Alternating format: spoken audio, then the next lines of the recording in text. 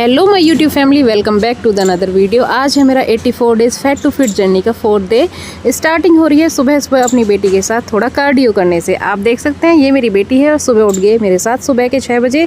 जैसे ही मैं इसको सुला के उठती हूँ तो इसको लगता है मेरी मम्मा तो गई, ये मेरे साथ ही उठ जाती है। और जब ये मेरे साथ उठी जाती है तो मैंने सोचा इसको भी अपना पार्टनर बना लेते हैं। सो ये बहुत खुश रहती है मेरे साथ। वैसे भी सब बच्चे मम्मियों के साथ ज़्यादा खुश रहते हैं, तो मैं उसको छोटी छोटी सी एक्टिविटीज़ में इन्वॉल्व कर लेती हूँ। साथ में अपना कार्डियो भी कर लेती हूँ। गाना इसलिए नहीं लगाया क्योंकि उस पर आ जाता है कॉपीराइट। सो आप देख सकते हैं मैंने यहाँ पे इसके साथ की है खूब सारी मस्ती। जैसे जैसे मैं इसके साथ नई नई एक्टिविटीज़ करती हूँ तो ये और ज़्यादा खुश होती है और इसका माइंड और ज़्यादा रिफ़्रेश हो जाता है। तो ये अच्छे से खेलते कूदते लगभग आधा घंटा इसने साथ करी है मेरी मस्ती। और उसके बाद ही जब थक हार जाती है तो मैं सोचती हूँ उसे सुलाने का। सुला के आती हूँ थोड़ी देर के लिए। मैंने जब आके बस अपना डिटॉक्स ड्रिंक चढ़ाया ही था बनाने के लिए, तब दोबारा आवाज़ आ जाती है रोने की। मतलब इसको फिर से पता चल जाता है कि मेरी मम्मी तो गई। मैंने डिटॉक्स ड्रिंक बनाई है अपनी, जिसमें मैंने डाला है जीरा, अजवाइन और दालचीनी। जीरा आपके मेटाबॉलिज्म को बूस्ट करता है और अजवाइन आपका जो ब्लोटिंग, कॉन्स्टिपेशन, गैस्ट्रिक जैसी समस्याएं होती हैं उनसे दूर रखता है और दालचीनी आपके एक्स्ट्रा क्रेविंग्स को मार देती है। सो ये तीनों चीज़ों का कॉम्बो बहुत ही बढ़िया है जो आपको फैट लॉस जर्नी में बहुत ज़्यादा फ़ायदा देता है। ये ड्रिंक मेरी जब तक बनती है तब तक मैं चली जाती हूँ अपनी बेटी के पास, और वो जब मेरे से जग जाती है तो दोबारा से मेरी गोद में आ जाती है। मैं फिर से उसको खिलाने में, मस्ती करने में लग जाती हूँ और अपना सुबह का जो वर्कआउट है उसको स्टार्ट कर देती हूँ। वार्म अप बॉडी को देना बहुत ज़रूरी है। इस डायरेक्ट तो एक्सरसाइज नहीं हो सकती, तो मेरा वार्म अप का तरीका यही है। तो उसके बाद मैंने हैंड ओवर कर दिया है अपनी बेटी को मौसी को देने के बाद मैंने पिया है अपना ड्रिंक, उसको उकड़ू बैठ के। जब भी हम कोई चीज़ पानी वगैरह उकड़ू बैठ के पीते हैं सुबह के टाइम तो आपको फ्रेशन अप होने में बहुत ही ज़्यादा आसानी होती है और आपके अंदर का जितना भी जाम होता है ना, जमावड़ा होता है, सब निकल जाता है। सो स्टार्टिंग करते हैं अपने आज के वर्कआउट की। योगा करने से स्टार्टिंग की है, जिससे आपने माइंड को फ्रेश किया है। अनुलोम विलोम करके जो ठंडी ठंडी हवा एक नाक से निकालो, दूसरी से बाहर करो, मतलब अंदर लो। सो बहुत अच्छा लगता है मुझे। फिर मैंने किया है कपालभाति। पेट की चर्बी को कम करने में आपकी हेल्प करता है, क्योंकि सी सेक्शन के बाद की रिकवरी है तो हम बहुत ज़्यादा हैवी वर्कआउट नहीं कर सकते हैं। अभी 6 मंथ कंप्लीट नहीं हुए तो इसलिए मैं ईजी एक्सरसाइज ही करती हूँ और उसका रिजल्ट आप देख सकते हैं। 3 से 4 दिन में मेरी बॉडी काफ़ी फ्लेक्सिबल हो गई है। जो पहले दिन मैं फील कर रही थी उससे अच्छा आज मैं फील कर रही हूँ, क्योंकि आज 4th डे है और आज मेरी बॉडी में थोड़ा सा पेन भी कम है। ये है एक्सरसाइज थाइज़ और हिप को कम करने के लिए, क्योंकि हमारी बॉडी बहुत ज़्यादा एक्स्ट्रा फैट आ जाता है उसमें, तो हमारी बॉडी फैल जाती है, तो उसको कंट्रोल करना है बहुत ज़रूरी। फिर किया है मैंने अपने शोल्डर को रिलैक्स। थोड़ा सा शोल्डर मेरे जितने भी हैं वो थक जाते हैं, क्योंकि मैं जो दीवार वाली एक्सरसाइज है वो ज़्यादा करती हूँ और साइड में जो साइड एक्सरसाइज होती है साइड फैट की, वो भी काफ़ी करती हूँ मैं। दीवार वाली ये एक्सरसाइज है, ये आपके जो अपर एरिया है उसको टोन करने में आपकी हेल्प करती है। तो आप इसको नॉर्मल भी कर सकते हैं, ज़रूरी नहीं कि आप वेट लॉस पे जाएं तभी करें। डेली बेसिस में भी करेंगे तो आप वहाँ से फिट रहेंगे एकदम से। आप मेरे सूट को देख सकते हैं, जो और दिन के कंपैरिजन में आज थोड़ा सा ज़्यादा लूज़ नज़र आ रहा है। वैसे ही थोड़ा लूज़ था, लेकिन आज मुझे कुछ ज़्यादा लूज़ नज़र आ रहा था और मेरी बॉडी भी, मुझे खुद को भी हल्का हल्का सा फील हो रहा था। ये वाली एक्सरसाइज आपकी जो कमर है उसको हेल्प करती है ठीक करने में, और ये वाली बिल्कुल साइड का जो फैट होता है, जो हमारा टायर बन जाता है, जिसको बोलते हैं कि टायर बन रहे हैं, उसको भी कट करने में हेल्प करती है। तो एक्सरसाइज बहुत ईजी है। ये ज़रूरी नहीं कि आप रोज़ पसीना बहाओ तभी एक्सरसाइज होती है। तो बॉडी को थोड़ा सा एक्टिव रखने से भी आपकी वेट जो है वो कंट्रोल रह सकता है। सो आप देख सकते हैं मैंने यहाँ पे कर ली थी लगभग 20 मिनट एक्सरसाइज। तभी मेरी बेटी जग जाती है, क्योंकि जब मैं उसके पास नहीं सोती तो वो बार बार जल्दी आँख खोल के देखती तो उसे मैं नहीं दिखाई देती तो उठ जाती है। लेकिन मैंने फिर भी कोशिश करी है कि मैं अपनी एक्सरसाइज को ज़रूर कंप्लीट करूँ, क्योंकि टारगेट खुद को देते हैं तो उनको अचीव करने के लिए थोड़ी तो मेहनत करनी पड़ेगी। एक्स्ट्रा मेहनत करने से ही हमको कुछ चीज़ों का एक्स्ट्रा रिजल्ट मिल सकता है। ये वाली एक्सरसाइज आपके लोअर का जो एब्डोमेन एरिया होता है उसके लिए बहुत अच्छी होती है। मेनोपॉज होने के बाद अगर हम इस एक्सरसाइज को करते हैं तो हम दोबारा से रिवर्स कर सकते हैं। सो PCOD और PCOS में भी ये एक्सरसाइज काफ़ी हेल्पफुल रही है मेरे लिए। कि आप देखेंगे मैंने जो पहले अपना PCOD का चैलेंज लिया था 90 डेज़ का, उसमें मैंने उसको रिकवर भी किया था और साथ में कंसीव भी किया था। अगर आपको भी PCOD या PCOS है तो आप इन एक्सरसाइज को परफॉर्म कर सकते हैं और अपनी लाइफ में इन्वॉल्व करके अपनी PCOD को ठीक कर सकते हैं ईजीली। सो ये वाली एक्सरसाइज आपके पेट के लिए। मेरा जो फोकस है इस टाइम पेट और अपर एरिया पर ज़्यादा है।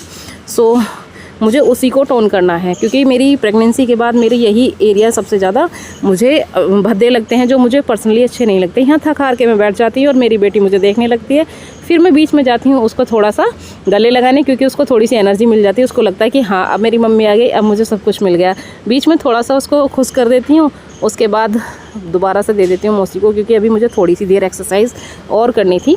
मेरा डेली का रूटीन है कि मैं उसमें कम से कम 1 घंटा अपने ऊपर लगाऊं, तो उस 1 घंटे में मेरे को बीच बीच में ऐसे आना जाना पड़ता रहता है। और मम्मी हूँ तो भाई मम्मी का फ़र्ज़ तो निभाना ही पड़ेगा ना। एक्सरसाइज बाद में होती है, पहले मम्मी का फ़र्ज़ होता है। ये एक्सरसाइज भी आपके पेट को बहुत अच्छे से कम करने में हेल्प करती है। फिर आती है नेक्स्ट वाली एक्सरसाइज, जिसको आपको घुटने को टच करना होता है अपने पेट से और नाक को लगाना होता है उसे। लेकिन अभी मेरा पेट है थोड़ा सा, तो मेरी नाक टच नहीं हो रही है, लेकिन आपको बहुत हेल्प मिलती है। लास्ट में मैंने किया है अपने पैरों को कुछ इस तरीके से रिलैक्स, और मैं बहुत देर तक लेट गई थी ऐसे ही, क्योंकि मेरा सांस फूल गया था बहुत ज़्यादा। फिर आ जाती हूँ मैं अपने कपड़ों को उतारने के लिए, क्योंकि मैंने देखा कि बाहर जो है वो थोड़ी सी बारिश जैसा माहौल बन चुका है। और सुबह मैंने कपड़े जल्दी धो के डाल दिए थे, क्योंकि आज थोड़ी सी निवाई सी धूप निकली थी।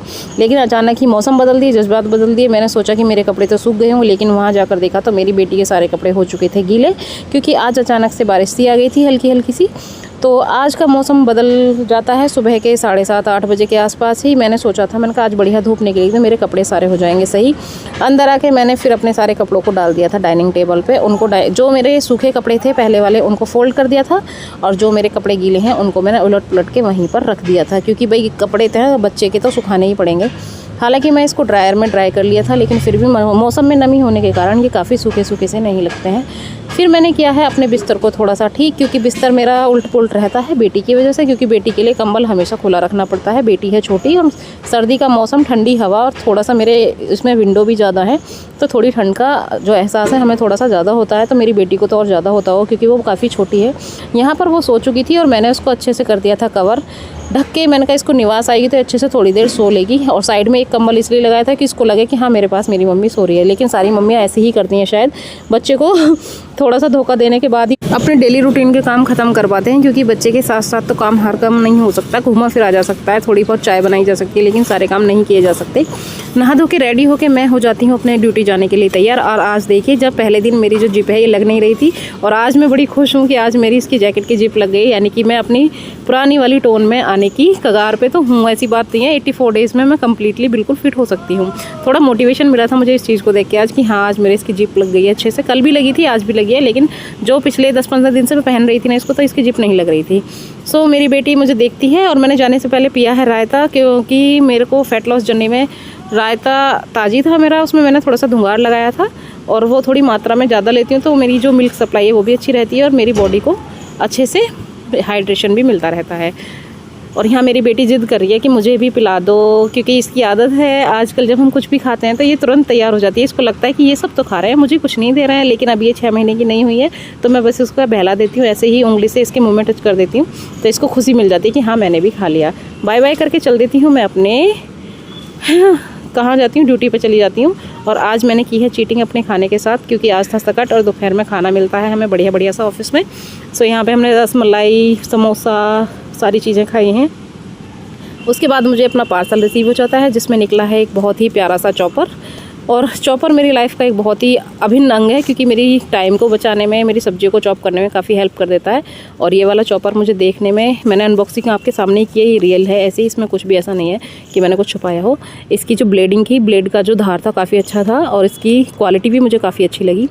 ये मेरे को फ्लिपकार्ट से रिसीव हुआ है, आपको चाहिए तो ले लेना, नीचे टैग कर दूँगी। ये शाम के टाइम फिर थोड़ा सा और ज़्यादा जब अंधेरा हो जाता है, तो ड्यूटी पे ही थी मैं उस टाइम, तब ये भैया, तब तक बारिश पड़ ही रही थी, तो ये भैया हमारे खाने में रुक जाते हैं, तो हमने सोचा कि कुछ ख़रीद लेते हैं। हमने देखी है फिर इनसे कालीन, जो कि काफ़ी अच्छी थी, सुंदर थी, काफ़ी अच्छी कारपेट थी इनके पास। ये कालीन के पास कई तरीके की थी, मोटी पतली, काफ़ी अच्छी, मतलब अलग अलग वैरायटी थी। सो आपको इनमें से कौन सी अच्छी लग रही है बताइएगा। मुझे तो बहुत सारी अच्छी लगी, लेकिन इनके रेट बहुत ज़्यादा हाई थे, लगभग 4 से 5 हज़ार के आसपास थे, तो मुझे लगा कि नहीं, इतना मैं अभी अफोर्ड नहीं कर सकती। मिलती हूँ कल।